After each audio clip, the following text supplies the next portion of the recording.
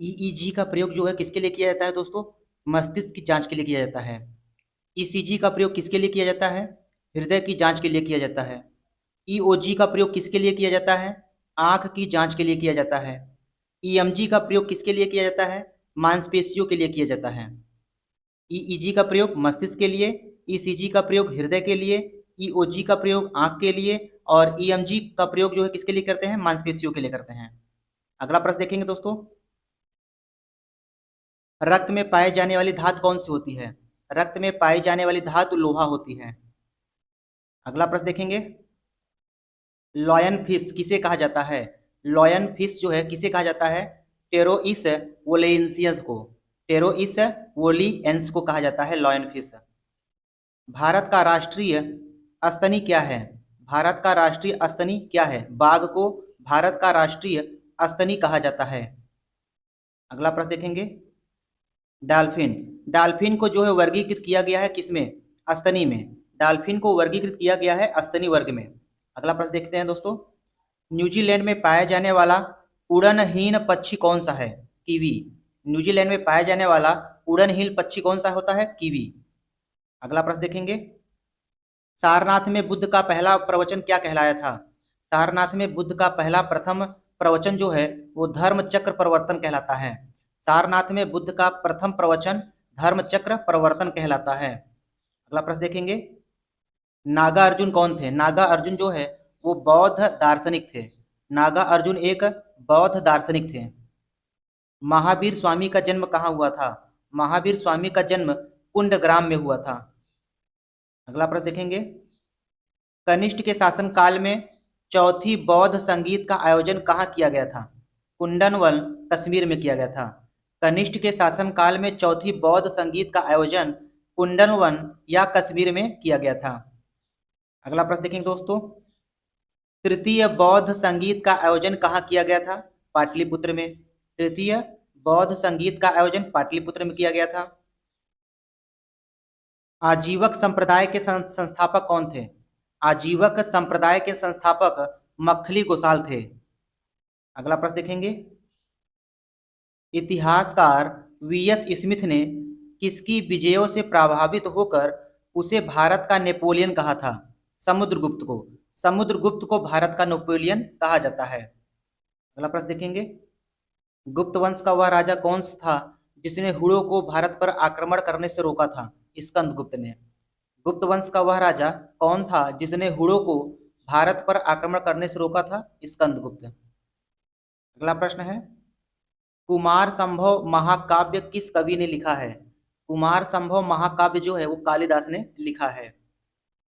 अगला प्रश्न देखेंगे, नालंदा विश्वविद्यालय की स्थापना किस युग में की गई थी? नालंदा विश्वविद्यालय की स्थापना गुप्त युग में की गई थी। और नालंदा विश्वविद्यालय की स्थापना किसने किया था? कुमार गुप्त प्रथम ने किया था। अगला प्रश्न देखेंगे, बिहार में कितने जिले हैं? बिहार में कुल 38 जिले हैं। बिहार में कुल 38 जिले हैं। अगला प्रश्न देखेंगे, बिहार में कितने अनुमंडल हैं? बिहार में कुल 101 अनुमंडल हैं। अगला प्रश्न देखेंगे, बिहार में कितने प्रमंडल हैं? बिहार में कुल 9 प्रमंडल हैं। अगला प्रश्न देखेंगे, बिहार में प्रखंडों की संख्या कितनी है? बिहार में प्रखंडों की संख्या 534 है। अगला प्रश्न देखेंगे दोस्तों, बिहार में लोकसभा की सीट कितनी है? बिहार में लोकसभा की सीट कुल 40 है। बिहार में राज्यसभा की सीट कुल कितनी है? बिहार में राज्यसभा की सीट कुल 16 है। अगला प्रश्न देखेंगे, बिहार में विधानसभा सदस्यों की संख्या कितनी है? बिहार में विधानसभा सदस्यों की कुल संख्या कितनी है? 243। 243 जो है विधानसभा सदस्य हैं बिहार में, जिसमें 243 में एक जो है वो एंग्लो इंडियन जो है, एक एक जो है एंग्लो इंडियन है। अगला प्रश्न देखेंगे, बिहार में विधान परिषद सदस्यों की संख्या कितनी है? बिहार में विधान परिषद सदस्यों की संख्या 75 है। अगला प्रश्न है, यांत्रिक ऊर्जा को विद्युत ऊर्जा में बदलने वाले यंत्र का क्या नाम होता है? यांत्रिक ऊर्जा को विद्युत ऊर्जा में बदलने वाला यंत्र डायनेमो होता है। अगला प्रश्न है, विद्युत बैटरी की खोज किसने किया था? वोल्टा ने किया था। विद्युत बैटरी खोज वोल्टा ने किया था। अगला प्रश्न देखेंगे, पौधों में चेतना की खोज किसने किया था? पौधों में चेतना की खोज जेसी बोस ने किया था। अगला प्रश्न देखेंगे दोस्तों, प्रोड्यूसर गैस। प्रोड्यूसर गैस जो है वो किसका मिश्रण होता है? CO+N2 का। प्रोड्यूसर गैस किसका मिश्रण होता है? CO+N2 का। CO को कहा जाता है दोस्तों कार्बन मोनोऑक्साइड, N2 को कहा जाता है नाइट्रोजन। अगला प्रश्न है दोस्तों, oil of vitriol, oil of vitriol का रासायनिक नाम क्या होता है? सांद्र सल्फ्यूरिक अम्ल होता है। सांद्र सल्फ्यूरिक अम्ल का सूत्र होता है दोस्तों H2SO4 होता है। तो सांद्र सल्फ्यूरिक अम्ल को ऑयल ऑफ विट्रियल भी कहा जाता है। अगला प्रश्न देखें दोस्तों, जल गैस। जल गैस किसका मिश्रण होता है? CO+H2 का मिश्रण होता है। जल गैस CO+H2 का मिश्रण होता है। तो CO को दोस्तों कहा जाता है कार्बन मोनोऑक्साइड कहा जाता है, H2 है आपका हाइड्रोजन। तो जल गैस कार्बन मोनोऑक्साइड और हाइड्रोजन का मिश्रण होता है। अगला प्रश्न देखें दोस्तों, अम्लराज। अम्लराज को दोस्तों एक्वा रेजिया भी कहा जाता है। अम्लराज जो है वो किसका मिश्रण होता है? अम्लराज जो है वो सांद्र नाइट्रिक अम्ल और सांद्र हाइड्रोक्लोरिक अम्ल का मिश्रण होता है। अम्लराज सांद्र नाइट्रिक अम्ल और सांद्र हाइड्रोक्लोरिक अम्ल का मिश्रण होता है। इसका सूत्र होता है HNO3+HCl होता है। अगर इनका अनुपात पूछे दोस्तों तो अनुपात होता है 1:3 होता है। अगला प्रश्न देखेंगे, लाइसोसोम की खोज किसने किया था? लाइसोसोम की खोज डी डवे ने किया था। लाइसोसोम की खोज किसने किया था? डी डवे ने किया था। अगला प्रश्न देखेंगे, 5 जगत प्रणाली का वर्गीकरण किसने किया था? 5 जगत प्रणाली का वर्गीकरण किसने किया था? RH व्हिटेकर ने किया था। RH व्हिटेकर ने 5 जगत प्रणाली का वर्गीकरण किया था। तो ये 5 जगत वर्ग प्रणाली कौन कौन से होते हैं? पहला है मोनेरा, दूसरा है प्रोटिस्टा, तीसरा है पादप, चौथा है कवक, पांचवा है एनिमेलिया। अगला प्रश्न देखेंगे दोस्तों, आत्महत्या की थैली किसे कहा जाता है? आत्महत्या की थैली लाइसोसोम को कहा जाता है। कोशिका का पावर हाउस किसे कहते हैं? कोशिका का पावर हाउस माइटोकांड्रिया को कहा जाता है। कोशिका का पावर हाउस माइटोकांड्रिया को कहा जाता है। माइटोकांड्रिया का दूसरा नाम क्या है दोस्तों? सूत्रकणिका है। माइटोकांड्रिया का दूसरा नाम सूत्रकणिका है। अगला प्रश्न देखेंगे, कोशिका का रसोई घर किसे कहा जाता है? कोशिका का रसोई घर हरित लवक को कहा जाता है। तो हरित लवक को क्लोरोप्लास्ट भी कहते हैं।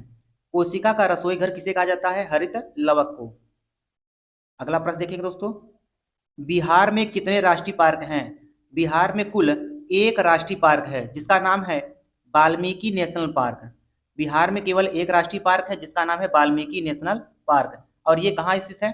पश्चिमी चंपारण में स्थित है। अगला प्रश्न देखेंगे दोस्तों, गदर पार्टी की स्थापना कब हुई थी? गदर पार्टी की स्थापना 1913 में हुई थी।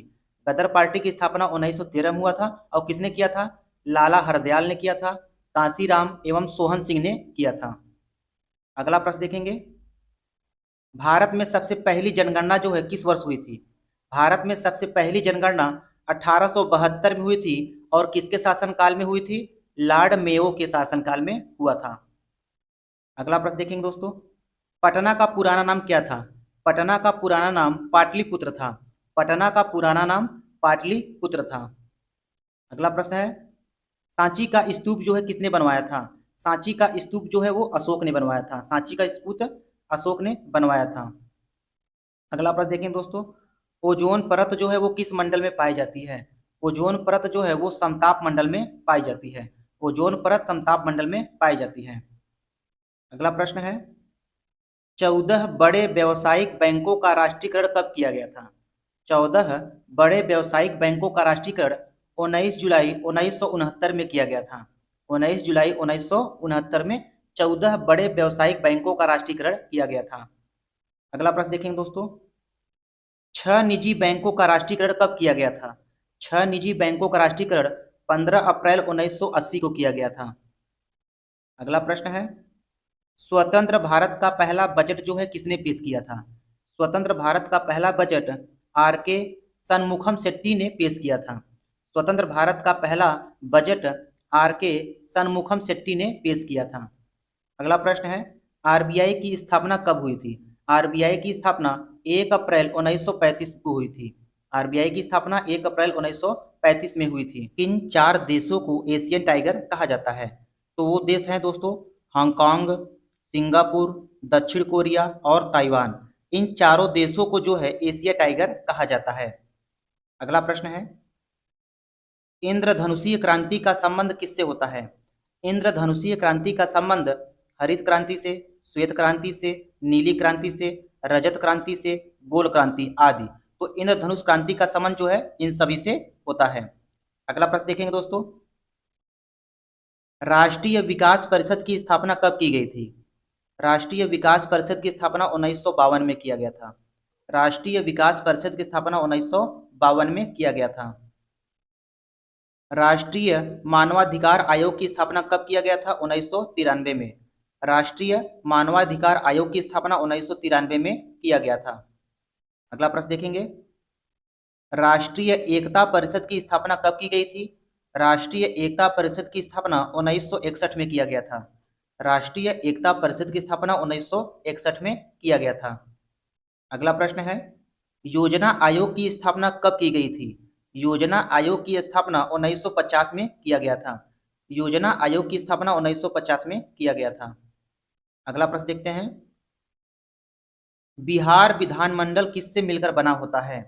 बिहार विधानमंडल जो है वो विधानसभा, विधान परिषद एवं राज्यपाल से मिलकर बना होता है। अगला प्रश्न है, बिहार विधानमंडल में सदस्य कौन कौन से होते हैं? बिहार विधानमंडल में सदस्य प्रत्यक्ष निर्वाचित सदस्य होते हैं, अप्रत्यक्ष निर्वाचित सदस्य होते हैं तथा मनोनीत सदस्य होते हैं। प्रत्यक्ष, अप्रत्यक्ष तथा मनोनीत सदस्य होते हैं। अगला प्रश्न देखेंगे दोस्तों, बल का मात्रक क्या होता है? बल का मात्रक न्यूटन होता है। बल का मात्रक न्यूटन होता है।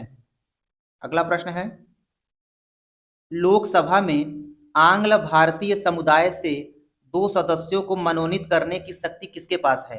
भारत के राष्ट्रपति के पास है। लोकसभा में आंग्ल भारतीय समुदाय से 2 सदस्यों को मनोनीत करने की शक्ति भारत के राष्ट्रपति के पास है। अगला प्रश्न देखेंगे दोस्तों, भारत में स्वतंत्रता के बाद प्रथम आम चुनाव कब संपन्न कराए गए थे? 1952 में। भारत में स्वतंत्रता के बाद प्रथम आम चुनाव 1952 में संपन्न कराए गए थे। अगला प्रश्न है, कौन सा राज्य सबसे अधिक प्रतिनिधि लोकसभा में भेजता है? उत्तर प्रदेश।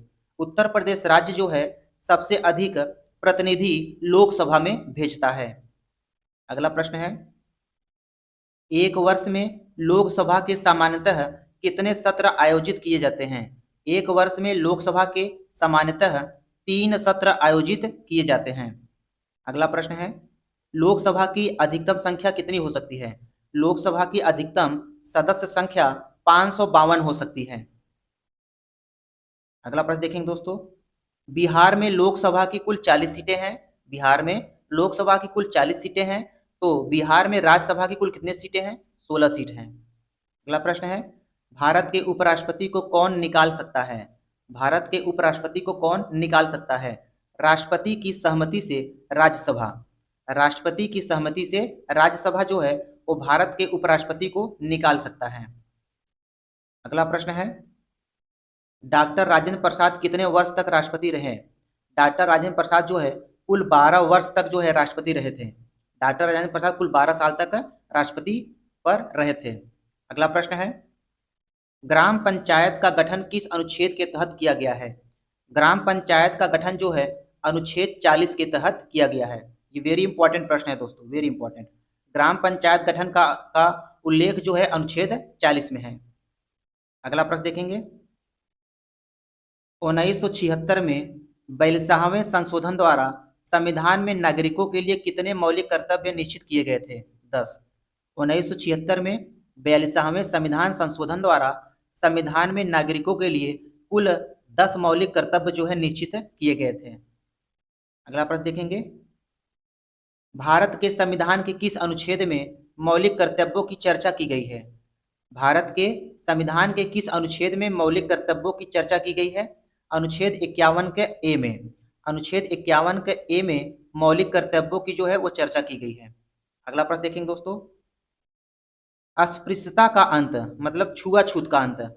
अस्पृश्यता का अंत जो है अनुच्छेद 17 में इसका वर्णन है। धर्म की स्वतंत्रता का वर्णन अनुच्छेद 25 में है। धर्म की स्वतंत्रता का वर्णन जो है अनुच्छेद किसमें है? 25 में है। अल्पसंख्यकों के हितों का संरक्षण, अल्पसंख्यकों के हितों का संरक्षण अनुच्छेद 29 में इसका उल्लेख है। अगला प्रश्न देखें दोस्तों, संपत्ति के मौलिक अधिकार को कब जो है समाप्त किया गया था? संपत्ति के मौलिक अधिकार को 1978 में संविधान के 44वें संविधान संशोधन द्वारा समाप्त कर दिया गया। संपत्ति के मौलिक अधिकार को 1978 में संविधान के 44वें संविधान संशोधन द्वारा हटा दिया गया। अगला प्रश्न देखेंगे, अम्लराज, अम्लराज को दोस्तों एक्वा रेजिया भी कहा जाता है। अम्लराज को एक्वा रेजिया भी कहा जाता है। यह 3 भाग सांद्र हाइड्रोक्लोरिक अम्ल तथा 1 भाग सांद्र नाइट्रिक अम्ल का मिश्रण होता है। तो इसका सूत्र होता है 3HCl प्लस HNO3। अगर इसका अनुपात पूछे दोस्तों तो 3:1 होता है। अगला प्रश्न देखेंगे दोस्तों, एल्केन किसे कहा जाता है? एल्केन किसे कहते हैं? संतृप्त हाइड्रोकार्बन को एल्केन कहा जाता है। संतृप्त हाइड्रोकार्बन को एल्केन कहते हैं। एल्केन का सूत्र क्या होता है? CnH2n+2 होता है। एल्केन का सूत्र CnH2n+2 होता है। अगला देखेंगे दोस्तों, एल्कीन, एल्कीन किसे कहते हैं? ऐसे असंतृप्त हाइड्रोकार्बन जिसमें एक अथवा अधिक दोहरे आबंध होते हैं उसे एल्कीन कहते हैं। तो एल्कीन का सूत्र क्या होता है दोस्तों? CnH2n होता है। एल्कीन का सूत्र CnH2n होता है। अगला प्रश्न देखें दोस्तों, एल्काइन, एल्काइन किसे कहते हैं? एल्काइन किसे कहा जाता है? एक या अधिक त्रिआबंध वाले असंतृप्त हाइड्रोकार्बन को एल्काइन कहा जाता है। एक या अधिक त्रिआबंध वाले असंतृप्त हाइड्रोकार्बन को एल्काइन कहते हैं। एल्काइन का सूत्र क्या होता है दोस्तों? CnH2n-2 होता है। एल्काइन का सूत्र CnH2n-2 होता है।